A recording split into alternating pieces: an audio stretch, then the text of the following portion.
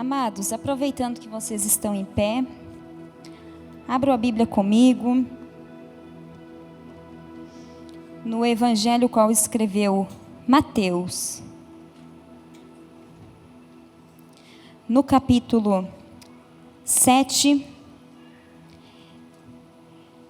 e no versículo 24 ao 27. O Evangelho qual escreveu Mateus, no capítulo 7, do versículo 24 ao 27, que nos diz: todo aquele, pois, que escuta estas minhas palavras e as pratica, assemelhá-lo-ei ao homem sábio que construiu a sua casa sobre a rocha. E desceu a chuva, e vieram as inundações, e sopraram os ventos, e golpearam contra aquela casa, mas ela não caiu, porque estava fundada sobre a rocha. E aquele que ouve estas minhas palavras e não as pratica, compará-lo-ei ao homem insensato que edificou a sua casa sobre a areia.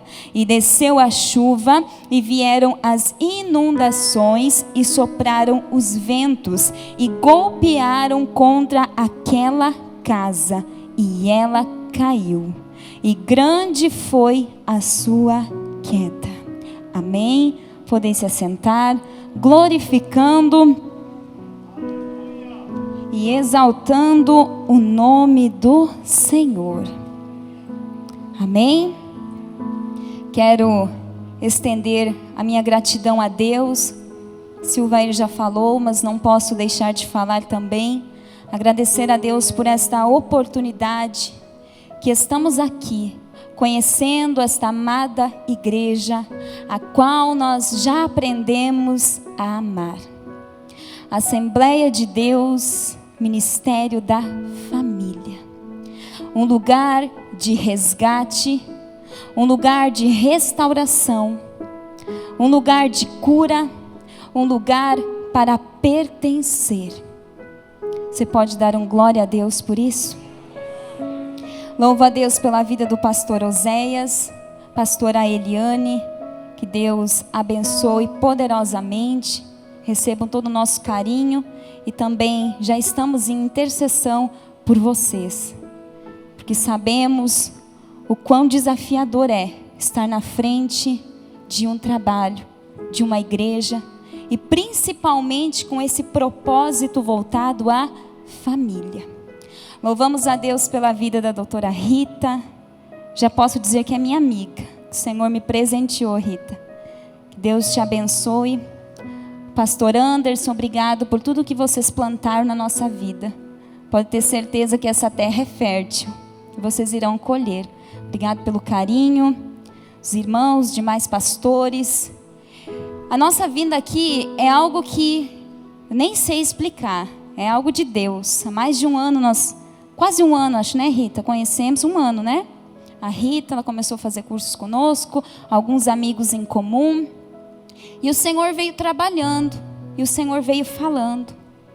E também tive a oportunidade de fazer o Mulher Única com ela, conheci a pastora Rúbia, a Cris, a pastora Carol, a doutora Carol também, enfim. E alguns meses atrás, a Rita me mandou uma mensagem, e eu estava numa campanha de oração, mas ela não sabia. Eu, Deus e Silvair. E eu estava orando e pedindo uma resposta ao Senhor. E a Rita me mandou uma mensagem e disse: Andressa, estou te mandando um áudio de uma pregação do pastor José Roberto. E ele pregou e eu senti de mandar para você, e Deus vai falar contigo. E aí, acho que era mais de 40 minutos, né, Rita? O áudio. Liguei na caixa de som de casa. E o Senhor falou conosco de uma maneira tão tremenda. Uma unção sobrenatural. Gravei um áudio para a Rita e disse: Rita, o Senhor nos respondeu. Deus seja louvado pela sua vida, pastor. A gente entendeu que precisava ampliar a tenda. E um mover sobrenatural tem acontecido na nossa vida. Então a nossa vinda aqui é uma conexão. 2 dias antes da Rita fazer o convite, eu fui a uma igreja e levanta uma profeta e vem entregar uma profecia. Ela disse: está vindo um convite, vocês vão ir pregar. Nesses dias está vindo o convite. E a gente prega bastante, mas ela disse assim: vocês vão de avião, um lugar que vocês não conhecem. 2 dias depois, a Rita faz o convite. E eu agradeci a Deus e disse: Deus, é só Tu, Senhor. Tantas outras pessoas poderiam estar aqui hoje, estar aqui ontem ou hoje pela manhã, mas existe um propósito específico em nós estarmos aqui e em você estar aqui. Tantas outras pessoas poderiam estar aqui nesta noite, mas nós estamos. Então tem um propósito de Deus nisso. Amém? Vamos pedir quantos minutos, pastor? Amém.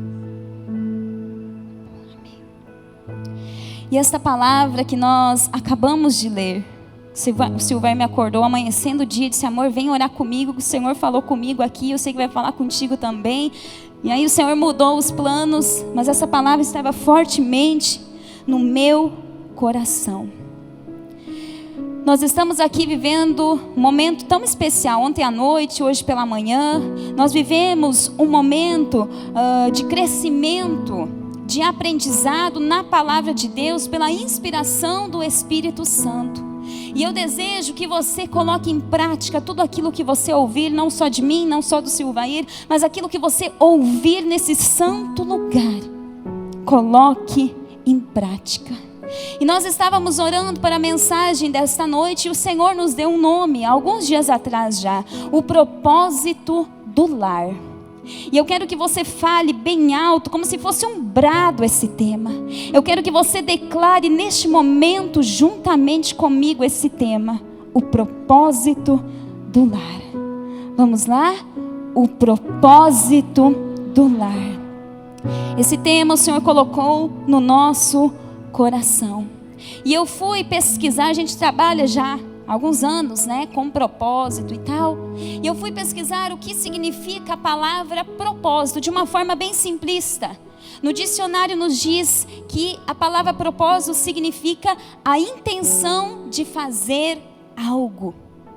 Projeto, desígnio, finalidade, intuito, aquilo que se busca alcançar. E as palavras semelhantes ao propósito diz alvo, destino e finalidade. Ou seja, quando nós descobrimos o nosso propósito, quando nós descobrimos o propósito do nosso lar, nós temos clareza, nós temos alvo, nós temos destino. Acho que você não entendeu. Nós temos finalidade, nós temos projeto, nós temos intuito, nós alcançamos aquilo que nós desejamos, porque nós encontramos o propósito de Deus para o nosso lar. E existem alguns passos específicos e importantes que nós precisamos dar para descobrir qual é o nosso propósito. E o primeiro passo que a gente aprende olhando para esta palavra que acabamos de ler é colocar em prática. E isso o próprio Jesus disse nesta palavra. Nós precisamos colocar em prática, mas colocar em prática o que, Andressa? A palavra de Deus, as verdades eternas. Precisamos colocar em prática as palavras do Mestre. Precisamos colocar em prática o conhecimento. Nós precisamos colocar em prática. Eu disse ontem e falo hoje novamente. Nós nascemos em um lar cristão, tanto eu quanto o Silvair. Mas eu, Andressa, particularmente, por muitos anos, eu não entendia e não vivia a profundidade. E por que não dizer a simplicidade do Evangelho? E por muito tempo eu vivia uma vida bloqueada, limitada, uma tenda pequenininha.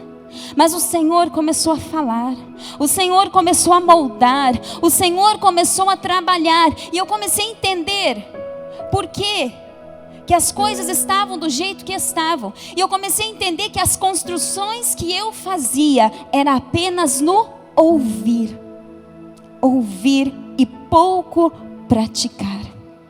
E quando você apenas ouve e pouco pratica, você constrói uma casa na areia. Esse sermão, denominado o Sermão da Montanha, é o sermão mais conhecido de Jesus. Muito provavelmente você já deve ter ouvido uma mensagem com riqueza de detalhes, a riqueza da teologia aliada à graça, à unção. Imagino que você conhece muito bem esse sermão que inicia lá no capítulo 5. Imagino que você já conhece. E esse sermão, ele foi ministrado em frente a um lago de água doce, chamado Mar da Galileia. Jesus ministrou esse sermão em um dos locais onde ele morou durante a sua jornada ministerial. E nesse sermão, Jesus trata de alguns assuntos simples, essenciais do nosso dia a dia. Olhando não só para esta palavra, mas estudando a vida de Jesus, nós entendemos que Jesus é o maior dos mestres que já esteve na terra. Quem gosta de ouvir uma palavra edificante, amém? Todo mundo. Quando a gente ouve uma palavra edificante, a nossa alma se alegra, o nosso espírito se alegra. Muitas vezes nós chegamos na igreja, na casa do Senhor, clamando por uma resposta, e aí o Senhor usa alguém com uma palavra profética, e o nosso coração se alegra. Agora imagina comigo ouvir o próprio Mestre. Imagina comigo ouvir a própria sabedoria. Imagina comigo ouvir o próprio amor. Devia ser maravilhoso. Devia ser maravilhoso ouvir as palavras do Mestre. E Jesus, ele tinha uma simplicidade. Jesus, ele tinha um vocabulário, uma didática simples. Jesus, ele transformava o extraordinário em simples e o simples em extraordinário. Até as crianças ouviam Jesus. Até as crianças estavam rodeando Jesus, porque a sua linguagem, apesar de ser simples, ao mesmo tempo ela era extraordinária e ela tocava os corações, porque ele tinha autoridade. Amém? Neste sermão, Jesus fala sobre muitos assuntos.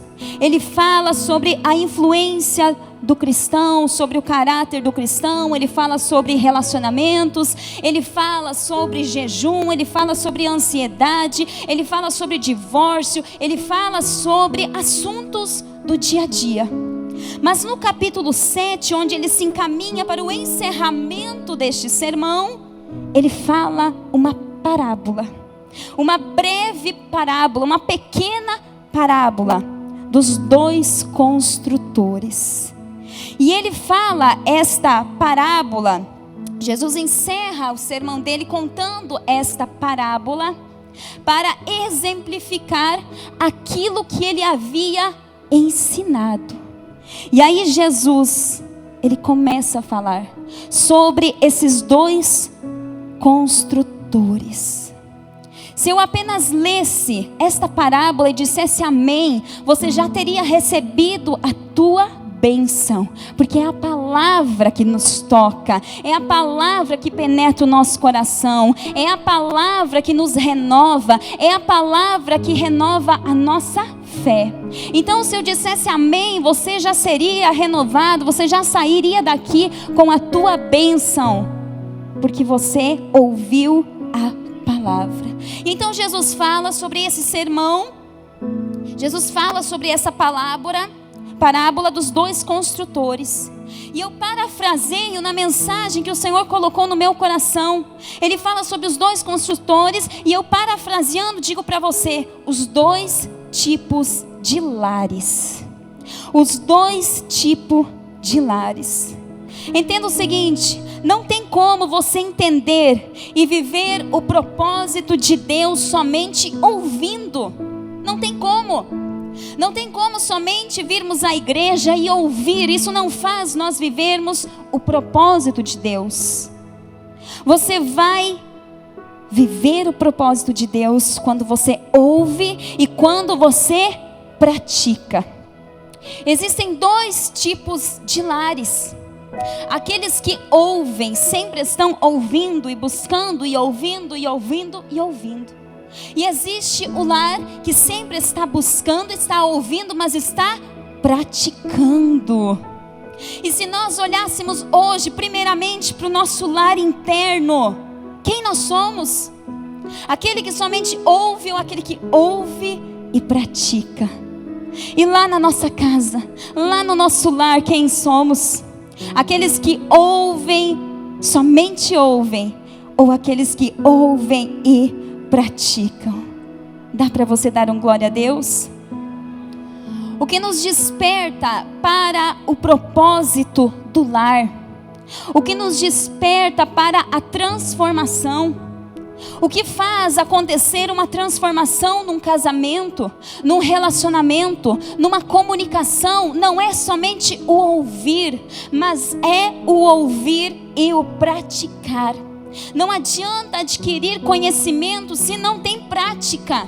Não adianta ler a palavra, ouvir a palavra, se nós não praticamos. Nós precisamos praticar. Eu conheço a linguagem de amor do Silvair, mas só de conhecer não adianta nada, eu tenho que praticar. Eu sei exatamente o que eu preciso fazer para ser uma mulher virtuosa, mas só eu saber não adianta nada, porque não me faz uma mulher virtuosa. Mas o que faz é o praticar, é o viver. Quando nós praticamos, quando nós vivemos, nós estamos construindo. Aonde? Na rocha. E eu tenho certeza que você está aqui não somente ouvindo, mas você está praticando. Você tem vindo na Assembleia de Deus, Ministério Família, não somente para ouvir, mas você está vindo para praticar. Você está pegando esse conhecimento, você está pegando essa glória e está levando para a tua casa. E você está praticando lá, na tua casa, na tua rua, no teu trabalho, nos teus relacionamentos. Amém?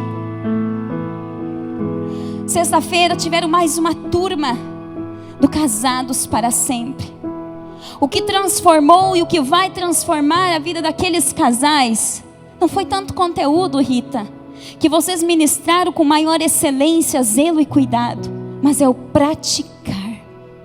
É quando nós praticamos. A Bíblia traz verdades eternas. A Bíblia é o nosso manual de instrução. A Bíblia é a nossa constituinte. Nós precisamos seguir, mas só ler, só ouvir não adianta. Nós precisamos viver. O lar da rocha não é aquele lar que sabe somente que tem um propósito, mas é aquele que vive o propósito. Dá para você dar um glória a Deus? É aquele que vive o propósito de Deus aqui na terra. Na área do desenvolvimento humano e também na área ministerial, nós atendemos muitos casais. Casais de 10, 20, 30 anos que nunca colocaram os pés em uma igreja. Mas nós também atendemos casais de 10, 20, 30 anos de casados que estão na igreja e estão com o casamento arruinado. O que é isso? Casa na areia, casa na rocha. Casa na areia, casa na rocha. E eu pergunto para você: aonde está firmada a tua casa? Aonde você tem construído a tua casa? O casamento é uma construção diária, o relacionamento é uma construção diária, a comunicação é uma construção diária. E a pergunta é: onde nós estamos construindo? E no versículo 25, olha só o que Jesus disse: e desceu a chuva. E desceu a chuva. Quando chove em uma casa, o primeiro lugar que a chuva bate é aonde? No telhado, no teto, na proteção da casa. A chuva vem e a chuva bate no telhado, no teto, na proteção. E aí Jesus fala, e vieram as inundações, e sopraram os ventos. Aonde que o vento sopra? Nas paredes da casa.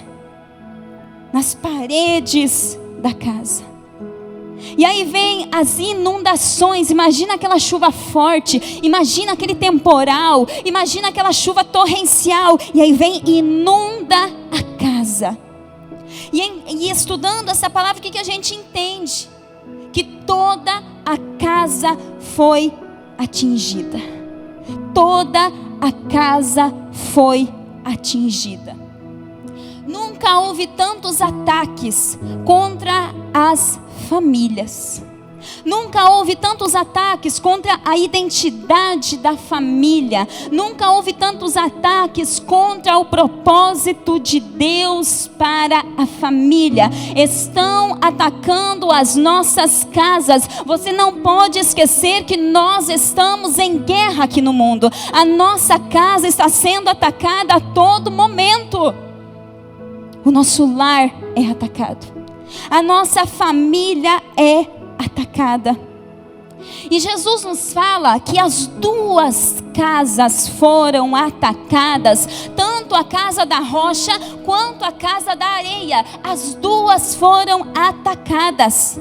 Parafraseando, o lar que vive o propósito e o lar que não vive o propósito. Os dois lares foram atacados. Ou seja, o meu lar é atacado, o teu lar é atacado, o dela é atacado, o dele é atacado. Todos os lares são atacados. Todas as casas são atacadas. Você consegue entender isso? Todos os lares são atacados.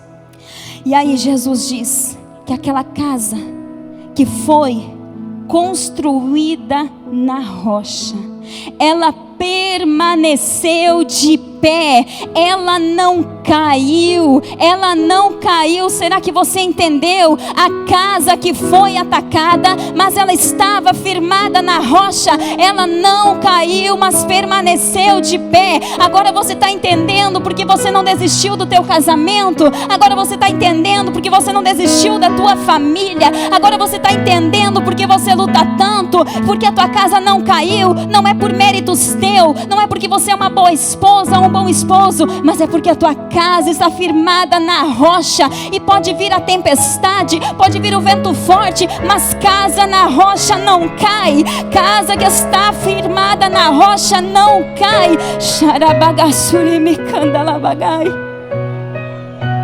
As duas casas foram atacadas. Entenda que o que mantém uma casa de pé não é a circunstância. O que mantém uma casa de pé não é a circunstância, mas sim o alicerce. Pastores, não é um grande desafio ministrar para famílias, ministrar na igreja, ministrar para casais ou atender casais. Não é um grande desafio ministrar. Sabe o que é um grande desafio? É viver o que nós ministramos. Esse é um desafio. Não é um desafio ministrarmos, mas o desafio é nós vivermos, é nós praticarmos, é nós vivermos lá no nosso íntimo, lá no nosso secreto, lá no meu casamento, lá no meu relacionamento com os filhos, lá com os meus vizinhos, lá no meu trabalho, lá em evidência. Isso sim é um desafio. A tempestade vem para todos os lares. Eu lembro que no dia 28 de dezembro de 2009, uma tempestade muito grande atingiu o nosso lar. Aquela chuva torrencial, aquela chuva forte, aquela tempestade atingiu o nosso teto. Aquele vento forte veio com tudo e atingiu as paredes da nossa casa. Foi uma inundação muito grande. No dia 28 de dezembro de 2019, o nosso filhinho de 4 anos, Lucas Moisés, ele estava na casa do avô. Eu estava lá preparando a maionese, ele estava lá brincando com o avô. E de repente ele encontra um pedaço de madeira com um prego. Um prego que estava já pregado naquela madeira. Um prego mais ou menos desse tamanho, aqueles antigos, enferrujado. E ele pega o martelo e ele dá uma martelada naquela madeira, e a madeira salta no seu olho, perfura todo o seu olho até o final da retina. Eu só escutei o grito do meu avô, o grito do Moisés, e fui correndo. E quando eu cheguei perto dele, ele só arrancou aquela madeira. Ele arrancou aquela madeira. Naquele momento começou a escorrer um óleo preto do olho. E naquele momento eu me desesperei. E ele não parava de gritar. E ele colocou a mãozinha no olho direito e não parava de gritar e gritar e gritar. E eu não conseguia ver. Liguei para o Silvério e disse: amor, corre aqui que o Lucas Moisés se machucou. Fomos correndo para o ambulatório, que nós estávamos em Três Palmeiras. Chegando lá, o médico se apavorou e disse: eu não posso mexer. Eu não posso mexer porque tem que ser um especialista. E começaram a ligar para Passo Fundo, Hospital São Vicente, não tinha vagas. Começaram a ligar para outros hospitais, até que em Tenente Portela acharam uma vaga para ele. E eu fui com ele na ambulância, o Silvério foi atrás. E ele foi gritando até nós chegarmos naquela cidade de dor. E ele gritava e dizia: mamãe me ajuda, mamãe me ajuda. E naquele momento eu me sentia tão impotente, porque eu não tinha o que fazer. Naquele momento eu senti uma das maiores tempestades da minha vida, porque nós não sabíamos o quanto tinha perfurado o olho dele. Mas ele gritava demais. Chegando lá, já tinha uma equipe médica, os enfermeiros, todo mundo já sabia. Vieram depressa atender nós, até que a médica oftalmo chegasse. E eles disseram: a situação dele é grave, mãe. Muito provavelmente, pela intensidade, ele vai perder o olhinho. E naquele momento eu disse: Senhor, eu não aceito, Senhor. Eu não aceito isso. E aí eu comecei a orar, e aí veio a médica. E a médica, a mesma coisa, disse: mãe, é muito grave. Além da perfuração que foi até o final da retina, fizeram todos os exames. Ela disse: tem ferrugem do prego dentro. E já pode estar infeccionando. E era um domingo à noite. E aí ela disse: mas nós vamos operar amanhã de manhã, já vou reunir a equipe. E eles operaram no outro dia, fizeram exames, depois operaram 4 horas de cirurgia. E o médico me disse: olha, é uma cirurgia muito delicada. Cada milímetro é essencial, é vital. E era uma tempestade muito grande. Os ventos não paravam de soprar. E aí nós em oração e clamando pela misericórdia do Senhor, muitas pessoas nos ajudando em oração também. Ele foi operado. A cirurgia foi tudo bem, graças a Deus. E aí, processo de recuperação. Na cirurgia foi preciso colar a retina, porque furou a retina, deslocou a retina. E então foi preciso colar, é como se fosse um silicone que cola a retina por trás do olho.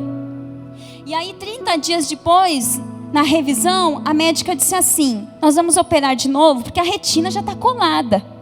Agora a gente só vai retirar esse silicone, mas está tudo bem. E o nosso coração descansa, né? E aí ele operou mais uma vez, algumas horas de cirurgia. E aí no outro dia tinha a revisão. E eu disse para o Silvério: amor, pode ir só você. Pode ir só você, porque é só a revisão e eu estou um pouquinho cansada, pode ir. Ele foi. E aí ele me mandou uma mensagem, disse: amor, o Lucas Moisés está agitado demais. Não sei o que ele tem. E eu disse: deve ser por causa das cirurgias, todo o processo, é criança e tal. Mas aí quando eles chegaram, Moisés estava diferente. E eu tirei o tapa-olho dele, e eu olhei o olho, e a bolinha do olho, que agora me esqueci o nome, olhava para o lado. E ele disse: mãe, eu não estou enxergando. E eu disse: filho, você está enxergando, só deve estar embaralhado. Ele dizia: não, mãe, eu não estou enxergando. E aí eu tampei o outro olho dele esquerdo, e ele começou a chorar e disse: mãe, eu não estou enxergando. E em questão de segundos, uma bola de sangue cobriu todo o olho dele. E aí eu liguei para a médica e disse: doutora, o Moisés disse que não está enxergando. E ela disse: corre para cá. A gente voltou para Tenente Portela. E ela disse assim: mãe, a retina descolou de novo. Só que agora eu não posso operar. Fugiu da minha especialidade, eu não posso operar mais. Eu não sei quem vai conseguir operar. Mas eu vou encaminhar vocês para outros profissionais. E a gente foi em diversos profissionais do estado do Rio Grande do Sul. E nós fomos na cidade de Erechim, um grande especialista, referência. E aí, ele disse assim: eu não vou conseguir operar, porque está muito grave, tem muito risco. Esse menino já perdeu a visão, é muito grave. E ele me disse assim: mas eu preciso preparar vocês. O olho vai murchar, vai ficar comprometido esteticamente, vai começar a murchar. Em poucos dias o olho vai murchar. E eu lembro que comecei a chorar. E ele disse assim: você não pode chorar, você tem que ser forte. Mãe, você precisa ser forte, porque é um processo. Esse menino, pelo que eu estou vendo e minhas experiências, ele vai precisar de 4, 5, 6 cirurgias, não sei, mas eu não posso fazer. E era particular, não podia fazer. E ele disse: mas eu vou encaminhar vocês para o banco de olhos de Porto Alegre. Só eles podem resolver. Chegando no banco de olhos, os médicos, vários, examinaram ele e disseram: eu não sei por que encaminharam ele para cá. A gente não consegue operar. É o primeiro caso do estado do Rio Grande do Sul. Deslocamento de retina infantil, e ainda 2 vezes. Aí o médico olhou para mim e disse assim: mas mãe, fica tranquila, ele ainda tem o outro olho. E eu disse assim: não interessa se ele tem o outro olho, eu quero salvar esse olho. E todos os diagnósticos, dias depois, mandaram nós para o Hospital de Conceição, Porto Alegre também. Mesma coisa, ninguém queria operar. Nós não achamos um profissional no estado. Outras clínicas de vários estados começaram a entrar em contato conosco. Aí nós mandávamos os exames, todos os exames, os laudos, com pedido de urgência, e todos voltavam negados.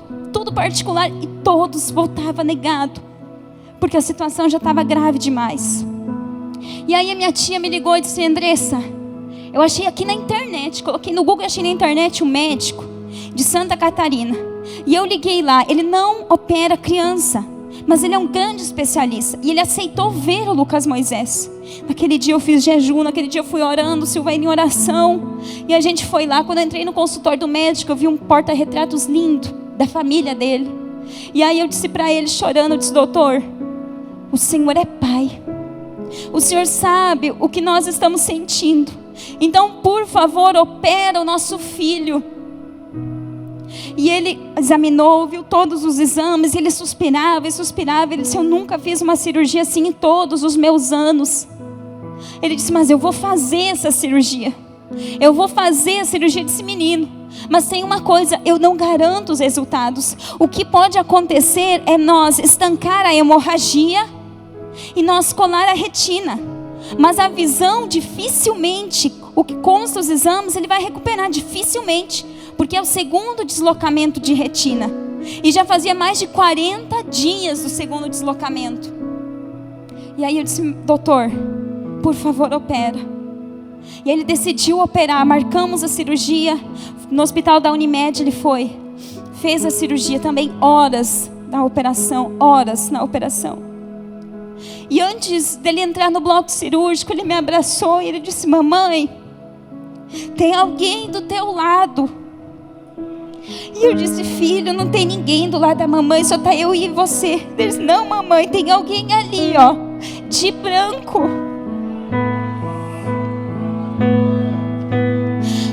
O vento estava soprando, a chuva estava forte, mas a casa ainda estava de pé. E ele começou a contemplar, eu comecei a entender a presença de Deus que estava naquele hospital. E o médico operou, e graças a Deus foi um sucesso. Mas ele não passou nenhuma informação, só disse que a cirurgia foi um sucesso. Eu disse: amanhã a gente conversa para ver como que foi, vamos fazer exames. No outro dia voltamos a Santa Catarina. E o médico disse assim: eu vou contar algo para vocês. Conforme eu operava, e a retina foi colada, mas ela foi colada com uma cola que eu não sei explicar. É uma cola que eu não sei explicar. E aí ele disse assim, e eu disse: doutor, o senhor disse que ele vai precisar de 5, 6 cirurgias. E ele disse: não vai precisar de nenhuma cirurgia, porque a retina foi colada completamente. E aí a gente já começou a glorificar o nome do Senhor. Mas aí ele disse: agora nós precisamos saber como que está a visão, se ele perdeu completamente. Eu calculo que ele vai ter uns 5 a 10% de visão. Mas aquele coração de mãe dizer: não, Deus, eu não aceito, Senhor, não aceito. E aí quando ele fez os exames, né, aí tinha o teste lá, fez os exames e tinha o teste, tampou o outro olho do Lucas Moisés, e Lucas Moisés apontou e disse lá: um guarda-chuva. E o doutor disse assim: ele está enxergando, mãe, ele está enxergando, pai. E sabe o que? Ele recuperou 80% da visão. E o médico olhou para nós e disse assim: eu não sei se vocês acreditam em Deus, ou se vocês vão em alguma igreja, mas vocês têm que ir para o resto da vida, porque isso é milagre, isso é milagre, isso é milagre. Aleluia. Se coloque de pé. Se coloque de pé, igreja. A tempestade veio. Tinha dias que nós entrávamos no banheiro, um pouco eu, um pouco Silvair, a gente chorava e chorava e chorava, dizia: Deus, por favor, porque ele gritava todos os dias de dor. Ele não enxergava e ele gritava de dor. Sem falar que ele tinha hemorragia, então tinha sangramento pelo nariz também. Mas nós nunca aceitamos. E eu olhava para ele e dizia: filho, esses olhos vão ver muitos milagres. Esses olhos vão ver muitos milagres. O que eu quero te dizer? A tua boca no teu lar tem que ser profética. A tua boca na tua casa tem que ser profética. Levanta a tua mão agora e lança uma palavra profética para o teu lar agora. Lança uma palavra profética para o teu lar agora. Fecha os teus olhos. Lança uma palavra profética para a tua casa agora, para o teu lar agora. Ei, a tua boca é boca profética lá no teu lar. Lança agora neste momento uma palavra profética. Eu estou desenganado, eu recebi uma notícia ruim, meu casamento está por um fio. Não interessa, neste momento é momento de você levantar a tua voz. É momento de você lançar uma palavra profética para a tua casa, para o teu lar, para a tua família. A tempestade veio, o vento veio, a inundação veio porque mexeu com a estrutura do nosso coração, a estrutura emocional, mexeu com todas as áreas da nossa vida. Mas nós permanecemos de pé. E agora eu só vou ler, você só me ouve. O evangelho qual escreveu Mateus capítulo 16 e versículo 18. E eu também te digo que tu és Pedro, e sobre esta rocha eu edificarei a minha igreja, e as portas do inferno não prevalecerão contra ela. Olhe para o chão agora, e declare neste momento: o meu lar foi firmado na rocha, o meu lar foi firmado na rocha, esta igreja foi firmada na rocha. As portas do inferno não prevalecerão contra esta casa. As portas do inferno não prevalecerão contra o teu lar, contra a tua família. Sabe por que nós não desabamos? Sabe por que nós não desistimos? Porque a nossa casa é firmada na rocha. A nossa casa é firmada na rocha. A tua casa é firmada na rocha. Levanta a tua mão e declare para o inferno ouvir: a minha casa é firmada na rocha. A minha casa é firmada na rocha. O vento vem. Tem muitas pessoas, pastor, muitos lares enfrentando tempestades terríveis aqui. Muitos casamentos, muitas pessoas enfrentando tempestades terríveis. Mas olhe para mim, Deus te trouxe aqui hoje para te dizer: filho, filha, a tua casa não vai cair, porque ela está firmada na rocha, a rocha que é Cristo, a rocha que é Cristo, Xarabagai, Silvair, a rocha que é Cristo. A tempestade vem para todos nós, e assim será enquanto estivermos aqui. Mas nós não vamos cair. Podem atacar a família cristã no nosso país, mas a nossa família não vai cair. A nossa família não vai cair. A nossa família não vai cair, porque é firmada na rocha. A Assembleia de Deus, Ministério Família, não vai cair, porque está firmada na rocha. E eu disse ontem para o pastor, vai fazer 9 meses esse ministério. E eu disse para o pastor, pastor, imagina o que vai nascer depois dos 9 meses. Imagina o que está por vir depois dos 9 meses. Se você pegou, levanta a tua mão para o céu, porque é profético. O que vai nascer vai te surpreender. O que vai nascer vai te surpreender. Xarabagai. Aleluia.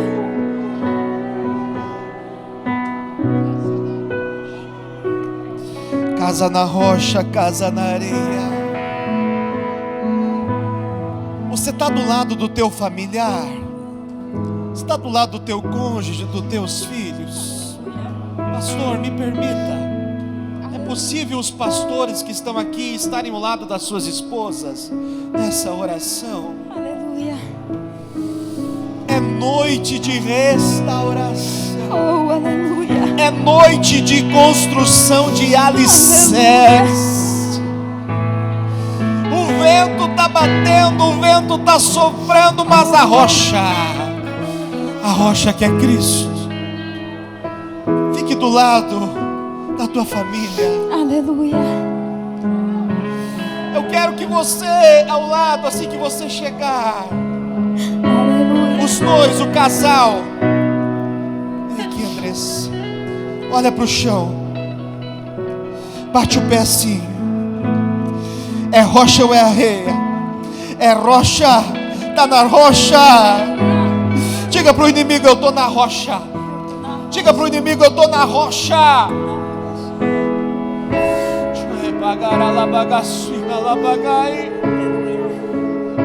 Andressa, tem casais aqui que essa semana o vento soprou lá, e o inimigo veio na mente e disse: separa, acabou, não tem mais jeito. Olha o que Deus está dizendo para você. Está na rocha, está na rocha. Vai sair daqui mais forte. Pega o braço assim com todo carinho e respeito, abraça. Se você sentir, chega até o ouvido e fala algo que precisa ser falado. Eu não sei se é pedido de perdão, de desculpa. Eu não sei se é uma declaração de amor. Eu não sei se é uma promessa que você vai renovar essa noite. Encosta a cabeça. Diga algo nessa noite. Usa a tua boca para abençoar o teu lar. Usa a tua boca para declarar nesta noite. Nós vamos orar aqui, você vai orar aí. Porque você nesta noite está estruturando a tua casa, o teu lar na rocha. Eu vejo rocha nessa noite. Deus, nós nos colocamos na tua presença. A tua palavra foi ministrada, Senhor, e nós queremos agora a essência da tua palavra. Que como óleo, como bálsamo seja derramado aqui na Assembleia de Deus, Ministério da Família.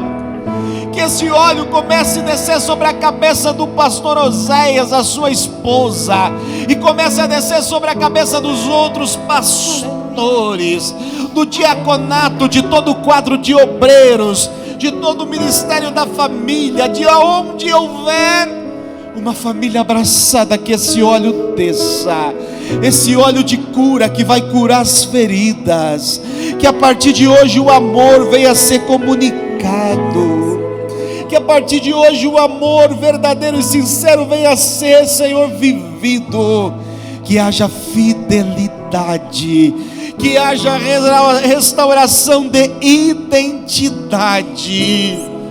em nome de Jesus, amém. Pega na mão assim, ó, olha no olho. Se está com a família, com os filhos, faz um círculo. Se está só com o cônjuge, olha no olho e diga assim: meu amor, a partir de hoje eu renovo os votos contigo, eu renovo a aliança. A partir de hoje eu declaro todo o meu amor por você. Quero ser feliz e fiel a você para todos sempre, amém. Aqui nesta vida e no porvir. Dá um abraço, dá um beijo. Diga: eu amo você. Diga para o teu filho: olha só, quantos filhos doentes a gente tem atendido que nunca ouviram do pai eu te amo, nunca ouviram da mãe. Se você está com filho, diga: nós te amamos. Dá um beijo na face, diga: nós te amamos. Quantos podem dar uma forte salva de palmas para o Senhor Jesus nesta noite? É noite de cura, é noite de restauração. Glórias a Deus.